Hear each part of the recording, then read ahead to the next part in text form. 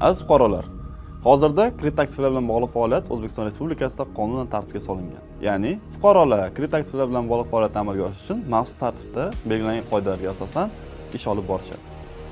Lekin afsuski, hozirgi kunda fuqarolarimiz tomonidan shaxsan o'zlari hech qanaqa litsenziyasiz, hech qanaqa davlat tomonidan berilgan ruxsatlarsiz kredit aktivlar bilan bog'liq faoliyatda amalga oshiradigan holati aniqlanib bormoqda.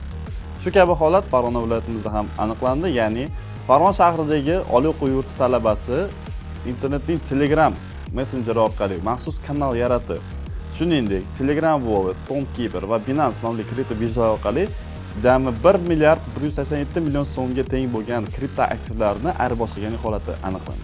Mazkur holat yuzasidan Farg'ona viloyati Ichki ishlar boshqarmasi huzuridagi tergov boshqarmasi tomonidan O'zbekiston Respublikasi Jinoyat kodeksining 278.8 moddasiga asosan fuqaroga nisbatan jinoyat ishi qo'zg'atildi va hozirda dastlabki tergov harakatlari olib borilmoqda. Aziz fuqarolar, O'zbekiston Respublikasi qonunchiligiga ko'ra, kripto aktivlar bilan bog'liq faoliyatni qonunga xilof ravishda amalga oshirish uchun javobgarlik belgilab o'tilgan.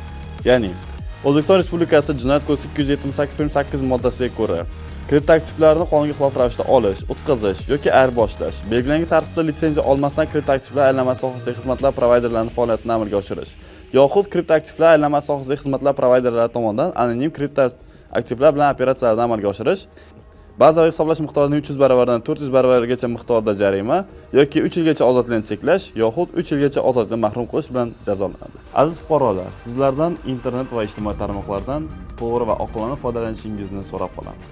Ogoh bo'ling.